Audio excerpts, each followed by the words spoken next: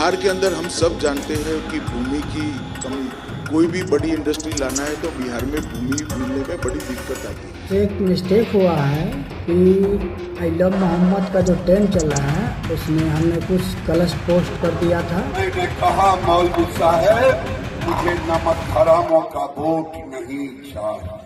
नमस्कार साथियों, देश भर में क्या चल रहा है उस पर हम चर्चा करेंगे। सबसे पहले हम बात करेंगे, कल दिवाली थी और दिवाली के खास मौके के ऊपर उत्तर प्रदेश का अयोध्या में दीप उत्सव मनाया गया। लेकिन जैसे ही दीप उत्सव खत्म हुआ है उसके बाद कुछ ऐसी तस्वीरें निकल करके आई है जिस पर चर्चा करना जरूरी है। क्या अपडेट्स आए हैं वो आपको इस वीडियो में पता चलेगा। साथ ही हम बात करेंगे कि एक नफरतबाज अंधभक्त पैगंबर मोहम्मद सल्लल्लाहु अलैहि वसल्लम की एआई तस्वीर बनाता है और उनका अपमान करता है, गुस्ताखी करता है, और जब उसके ऊपर पुलिसिया कार्रवाई होती है तो वो माफी मांग रहा था। कौन है वो अंधभक्त नफरतबाज, वो आपको इस वीडियो में पता चल जाएगा। साथ ही आपको बताएंगे कि गृह मंत्री अमित शाह का एक बयान काफी ज्यादा वायरल हो रहा है कि बिहार में क्यों फैक्ट्री नहीं लग रही है। पर तेजस्वी यादव का पलटवार सामने आया है, वो भी आपको पता चलेगा। साथ ही आपको बताएंगे कि गोदी मीडिया के एंकर चित्रा त्रिपाठी बुरी तरीके से एक्सपोज हो गई हैं और लोग उनके मुंह पे बोल दिए हैं कि आपको गोदी मीडिया क्यों बोला जाता है। इस पर भी हम बात करेंगे। इसके अलावा कुछ और छोटी बड़ी खबरें आ रही हैं, तमाम मुद्दों पर हम चर्चा करेंगे। तो आपसे गुजारिश है कि आप इस वीडियो को आखिर तक जरूर देखिएगा। साथियों, स्क्रीन पे दिख रहे शख्स का नाम चंदन कुशवाहा है और इसने आई लव मोहम्मद का जो ट्रेंड चल रहा है इन दिनों भारत में, उसको लेकर के पैगंबर मोहम्मद साहब की एक आपत्तिजनक एआई फोटो बनाई थी और उसको अपने सोशल मीडिया पे डाल दिया था। और जैसे ही वो सोशल मीडिया पे वायरल हुआ तो मुस्लिम समाज के लोगों के बीच में गुस्सा फूट गया और मुस्लिम समाज के लोग कहने लगे इसमें सांप्रदायिकता फैलाना चाहता है, हिंदू मुस्लिम के बीच में झगड़ा लगाना चाहता है। और लोग लगातार सोशल मीडिया पे जब इस चंदन कुशवाहा के ऊपर अपनी प्रतिक्रिया देना शुरू की है तो वो उस वक्त बड़ी बड़ी बातें करने लगा और कहने लगा कि मैं बहुत बड़ा सनातनी हूँ, हिंदू सेवक हूँ और मुझे कुछ नहीं होगा। जिसके बाद मुस्लिम समाज के लोगों ने पुलिस थाने में जाकर के एफआईआर दर्ज करवाई और जैसे ही एफआईआर दर्ज करवाई है उसके बाद इसके बोलचाल बदल गए और अब ये माफी मांग रहा है। जरा इसकी माफी सुनिए आप। जय श्री राम। और सभी एक मेरा पोस्ट एक वायरल हो रहा है बहुत तेजी से, जिस पे मेरे ऊपर एफआईआर हो गया है और काफ़ी सारा धमकी भी मिल रहा है और बहुत लोगों का सपोर्ट भी मिल रहा है।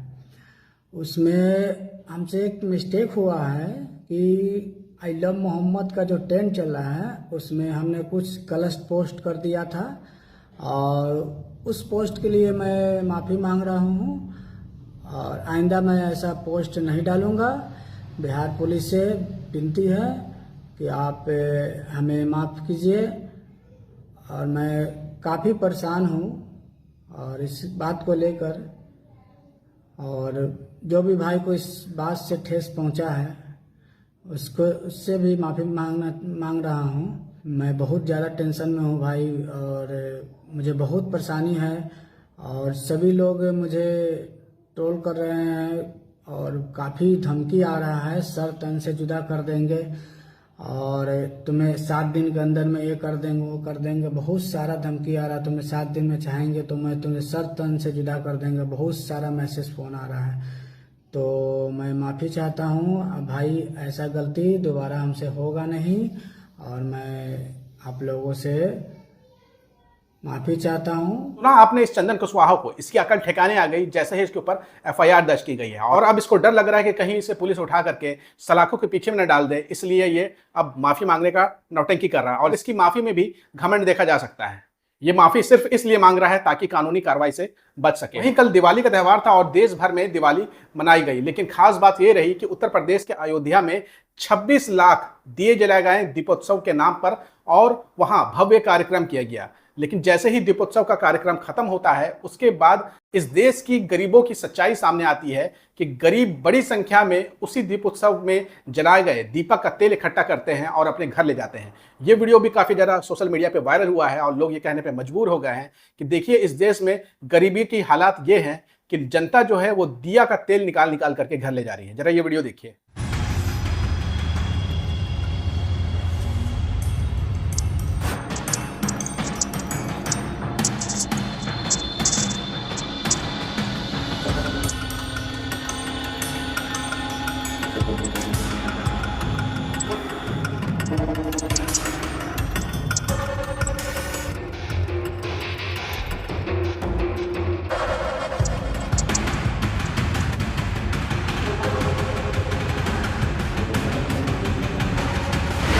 वहीं आप सब जानते हैं कि बिहार में चुनाव होने वाला है और चुनावी फिजा बिहार में बहने लगी है और इस बीच कई सारे नफरती भरे भाषण नेताओं के द्वारा सामने आना शुरू हो गया है। बिहार के भाजपा के एक केंद्रीय मंत्री हैं जिनका नाम गिरिराज सिंह है। वो कह रहे हैं कि भारतीय जनता पार्टी कई सारे ऐसे योजनाएं चलाती है जिसका फायदा मुसलमानों को मिलता है, चाहे वो उज्ज्वला योजना हो, जनधन खाते खुलवाए हो या फिर सड़कें बनवाए हो। इन सब योजनाओं का फायदा मुसलमान लेते हैं लेकिन बदले में भारतीय जनता पार्टी को वोट नहीं करते हैं, इसलिए मुसलमान जो है वो नमक हराम है। जरा आप गिरिराज सिंह को सुनिए। आयुष्मान कार्ड मिला, कहा हाँ मिला।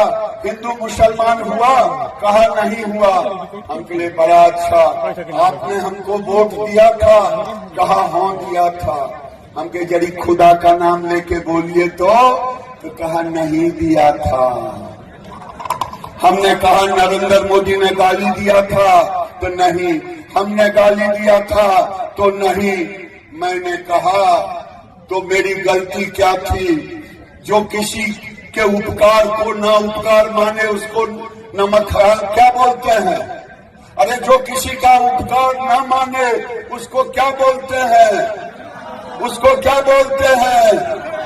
मैंने कहा मौलवी साहब मुझे नमक हरामों का वोट नहीं चाहिए। आपने गिरिराज सिंह को सुना। इनके मुताबिक भारतीय जनता पार्टी अगर कोई योजना चलाती है और उसके बदले में मुसलमान उनको वोट नहीं देते हैं फायदा लेने के बाद, तो वो नमक हराम हुए। तो इस हिसाब से तो भारतीय जनता पार्टी के कई सारे नेता हैं जिन्होंने कांग्रेस के द्वारा चलाई गई योजनाओं का फायदा लिया है और उसी कांग्रेस को गाली देते हैं। आप सबको पता होगा कि इस देश में जितनी भी बड़ी सरकारी कंपनियां हैं वो सारे कांग्रेस के दिन है, लेकिन कई सारे भाजपाई संघीय अंधभक्त उन्हीं सरकारी कंपनियों में नौकरी किए, रिटायर हो गए, पेंशन भी ले रहे हैं और कांग्रेस को गाली देते हैं। तो क्या गिरिराज सिंह के हिसाब से वो भी नमक हराम कहलाएंगे या फिर यहां पर कोई दूसरा शब्द चुना जाएगा?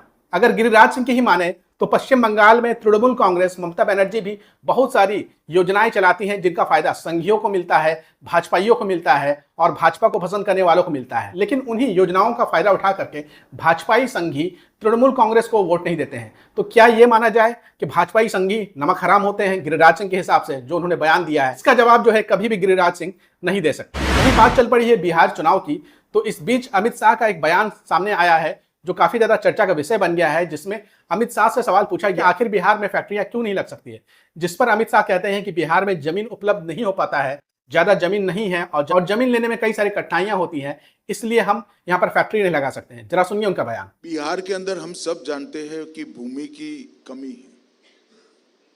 कोई भी बड़ी इंडस्ट्री लाना है तो बिहार में भूमि मिलने में बड़ी दिक्कत आती है।